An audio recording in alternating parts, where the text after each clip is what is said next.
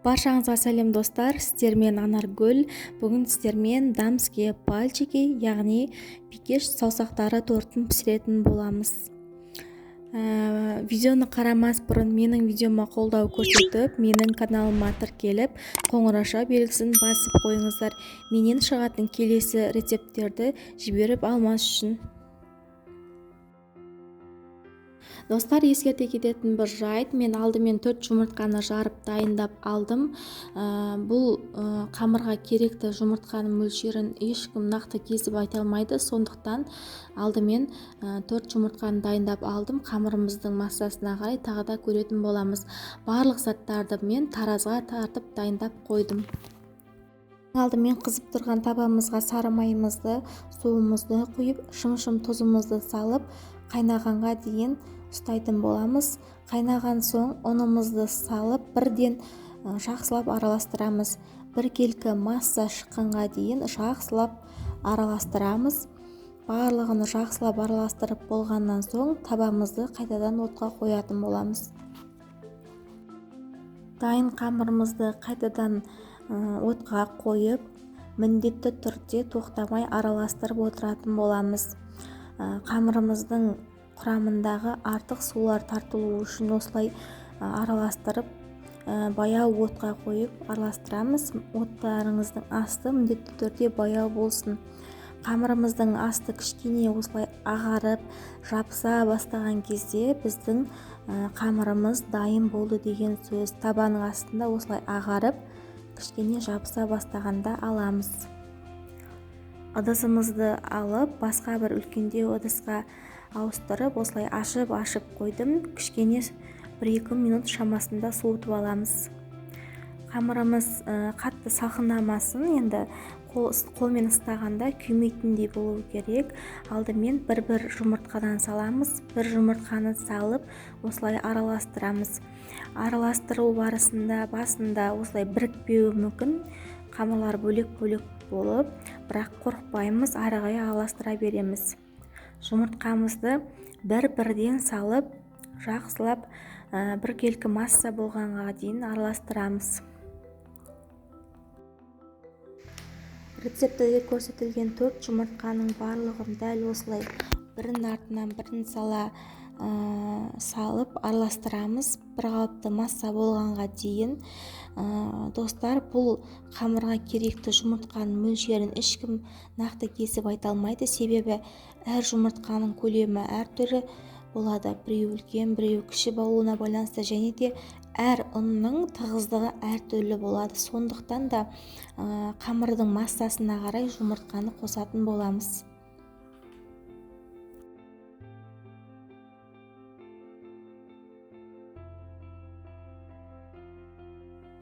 Мен 4 жұмыртқаның барлығын қостым, бірақ та менің қамырым созылып, өзіме керекті қамыр болған жоқ, созылып тұрған жоқ, қамырым қоюлы болып қалды. Сондықтан тағы бір 5-ші жұмыртқаны алдымен бір ыдысқа жарып, оның жарты бөлігін алдымен қосып көремін. Жақсылап араластырып аламын.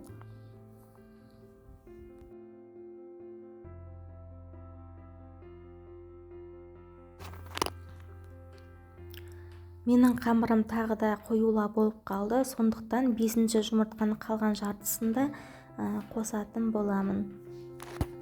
Біздің қамырымыз сондай созылып тұратын, бір глянцевый, жылтырап тұратын қамыр болуы тиіс.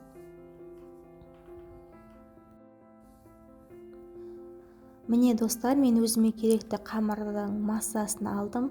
Қамырымыз осылай созылып, жылтырап, глянцевый болып тұру керек. Сол кезде біздің қамырымыз шықты деген сөз. Осылай созылып, жылтырап тұруы тиіс. Дайын болған қамырымызды мен кондитерлік мешокқа салып дайындап алдым.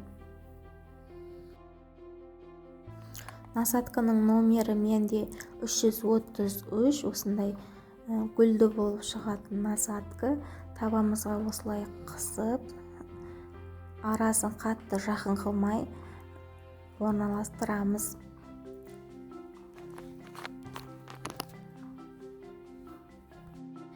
Егер сіздерде насатка жоқ болса, еш уайымдамаңыздар. қасықпен салып орналастырсаңыздар да болады. Қасықпен салғаннан кейін қасығыңызды суға батырып шет-шетін тегістеп жіберсеңіздер болады.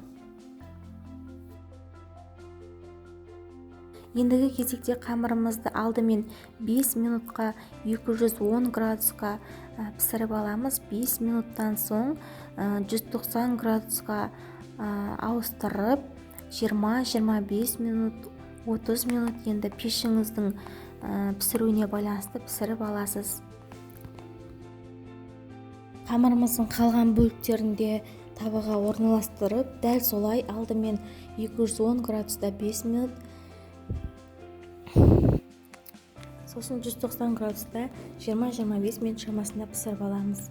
Мінекей біздің профитроллеріміз өте керемет, арасы таза піскен, керемет болып шықты. Ендігі кезекте кремін дайындаймыз. Кремге мен қаймақты крем пайдаландым. Қаймаққа қантты ұнтақты қосып араластырып алдым.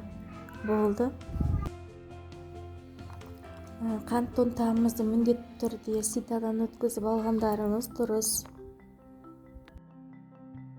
Енді піскен профитроллерімізді қаймаққа осылай батырып, тәрелкеге орналастырып шығамыз. Барлығын бір-бірдей батырып, осылай орналастырып шығамыз.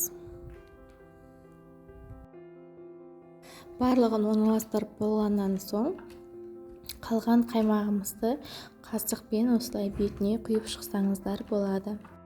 1-2 сағаттан соң тортымыздың бетін осылай шоколадты ганашпен әсемдеп алсаңыздар болады. Шоколадты ганашты шоколадпен сары майды микроволновкаға ертіп алсаңыздар болады.